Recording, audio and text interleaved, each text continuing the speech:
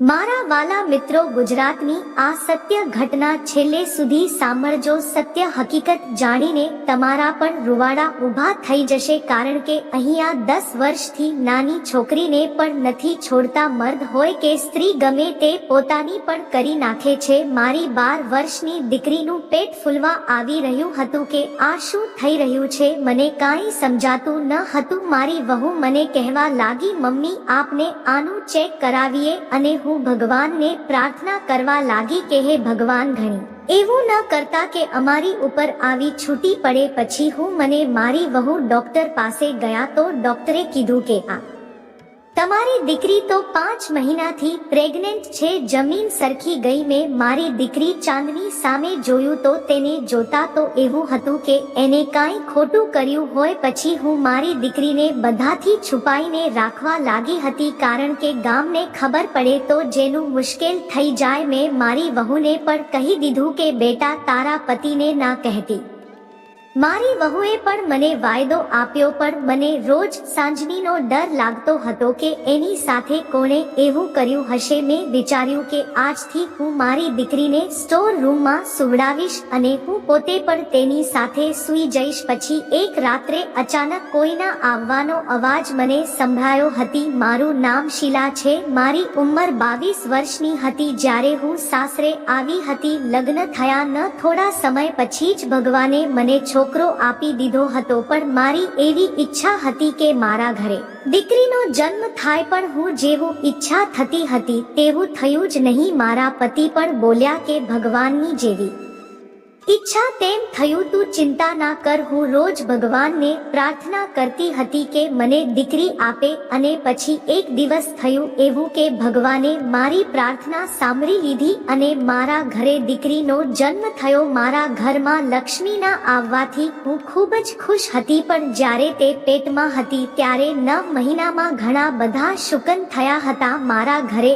આગ લાગી હતી અને મારા પતિનું એક્સિડન્ટ પણ થયું હતું, પણ ભગવાને મારી અને મારા પરિવાર ઉપર આજના આવવા દીધી. મેં મારી દીકરીનું નામ ચાંદની રાખ્યું હતું, કારણ કે તે મારો ચાંદનો ટુકડો હતો.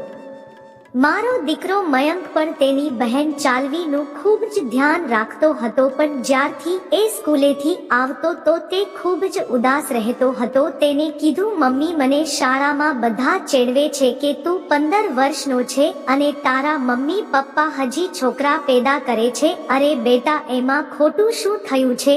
આ તો ઉપરવાળાની મરજી હતી. તને તારી બહેન મળી છે, તારે ખુશ હોવું જોઈએ. મારી દીકરી ચાંદની હવે દિવસે ને દિવસે મોટી થતી હતી. તેનામાં સુંદરતા પણ આવી ગઈ હતી, નજર ઉતારતી હતી. એક દિવસ તેને ખૂબ જ ભારે શરદી થઈ ગઈ. ઘણા બધા ડોક્ટરોને બતાવ્યું, પણ તેનો ઈલાજ કોઈ કરી ન શક્યો.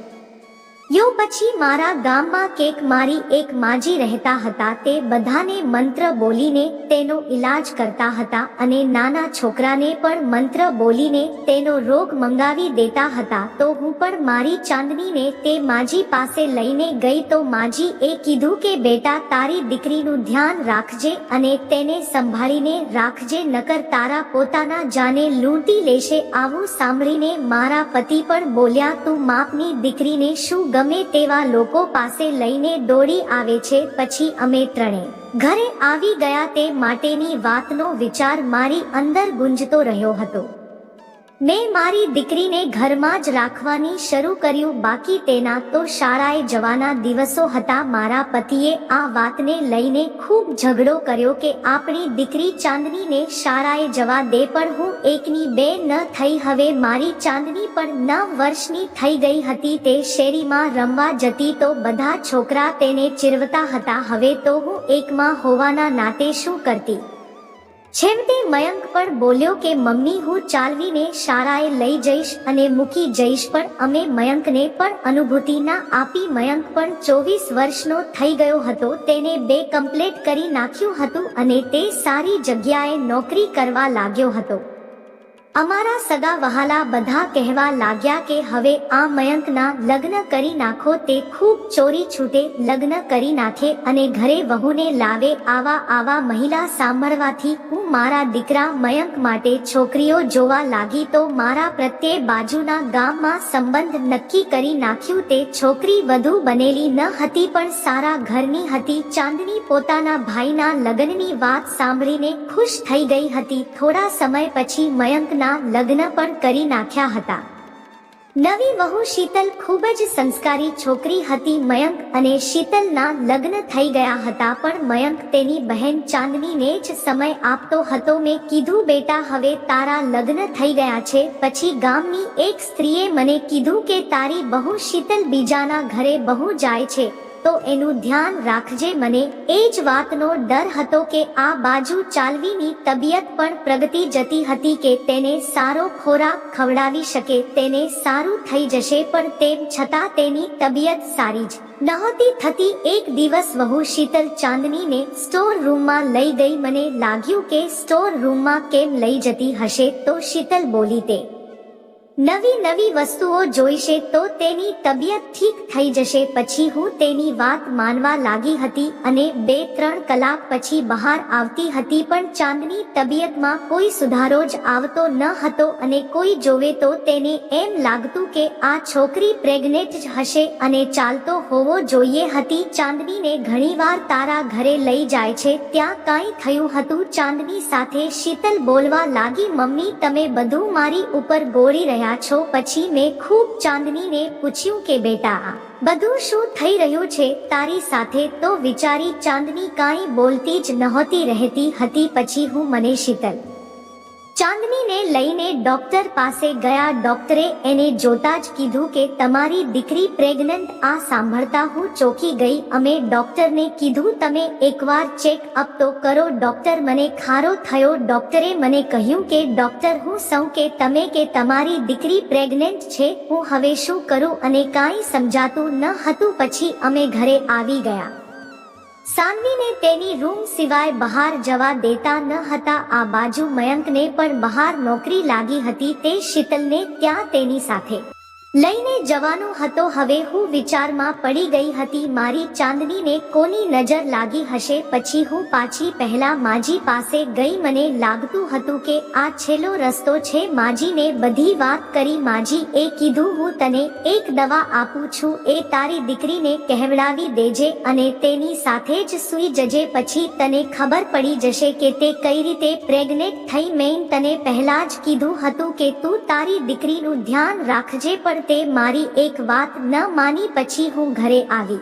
માજીની આપેલી દવાવીને તેને સ્ટોર રૂમમાં સુવડાવી દીધી અને હું પણ તેની સાથે સૂઈ ગઈ. મારી નજર તેની સામે જ હતી. અવાજ સાથે ધુમાડો પણ આવવા લાગ્યો. જેવો ધુમાડો થયો કે તરત જ હું મૂકી ગઈ. મારો જીવ અઘર થઈ ગયો. તે રૂમમાં કોઈ બીજું નહીં પણ ચાલી શીતલ જ હતી. મેં તેને કીધું કે તું અહીંયા શું કરી રહી છે? શીતલ મને જોઈને ડરી ગઈ હતી. મેં સીધી લાઈટ ચાલુ કરીને જોયું તો શીતલના હાથમાં એક મીઠી વસ્તુઓ હતી. શું કરી રહી છે અને આધુ વાળો શેનો છે? મને લાગ્યું કે ચાંદની આ હાલત પાછળ શીતલનો જે હાથ હોવો જોઈએ. મારો અવાજ સાંભળીને મારો પતિ અને દીકરો મયંક પણ અંદર આવી ગયો. મેં કીધું, શીતલ જે પણ હોય સાચું બોલી દે. શું કરી રહી છે? ચાંદની સાથે જલ્દી બોલ, નકર તારા માં બાપને કહી દઈશ કે તું માં ઘરમાં આવા કાન કરે છે. તો શીતલ બોલી, ચાંદની આવી હાલતની જવાબદારી હું જ છું. આ સાંભળીને મારા પગ નીચેથી જમીન સરકી ગઈ, કારણ કે શીતલ મારી ચાંદનીના રૂપથી મળતી હતી. તે બોલી, હું બાજુના ઘરે એક દવા લેવા જતી જેનાથી ઊંધુમાડો કરતી તો ચાંદની બીમાર પડી જતી અને તેના શરીરના અંગ ખરાબ થઈ જતા અને એના ફેફસા ફૂલી જાય. પછી મને યાદ આવ્યું કે ગામના લોકો મને આટલા માટે કહેતા હતા કે તારી બહુ બાજુના ઘરમાં જાય છે, તું તું ધ્યાન રાખજે મયંક તેની પત્નીના મોઢેથી આવું સાંભળીને તેના પર ગુસ્સે થઈ ગયો. શીતલને ઘરેથી કાઢી મૂકી હતી. બીજા દિવસે સવારે હું અને મયંક મારી ચાંદનીને લઈને ડોક્ટર પાસે ગયા. ડોક્ટરે કીધું તમારી દીકરીને ઝેરી વસ્તુઓ આપવામાં આવી રહી છે એટલે તેનું પેટ ફૂલી રહ્યું હતું. ચાંદીનો ઈલાજ 2 મહિના સુધી ચાલુ રહ્યો. પછી અંગે ડોક્ટર પાસે ગઈ કે જેને ચેકઅપ કર્યા વગર જ સીધું કહ્યું હતું કે તમારી દીકરી પ્રેગ્નેન્ટ છે. મેં તેને કીધું કે તારા જેવા ડોક્ટરને લીધે જ અમારા જેવાની જિંદગી બગડે છે. તે સમયે તમે ચેકઅપ કરી લીધું હોત તો અમારી દીકરીની આ દશા ન હોત. તે ડોક્ટરે મારી પાસે માફી માંગી. ચાંદની તેની હાલત જોઈને તે ડરી ગઈ હતી. પછી હું પહેલા માજી પાસે ગઈ કે જ્યાં માનો ઈલાજ શક્ય હતો માફ કરી દીધી હતી, પણ મારા દીકરા મયંકે તો તેને ઘરેથી કાઢી મૂકી. મારી માસૂમ દીકરીને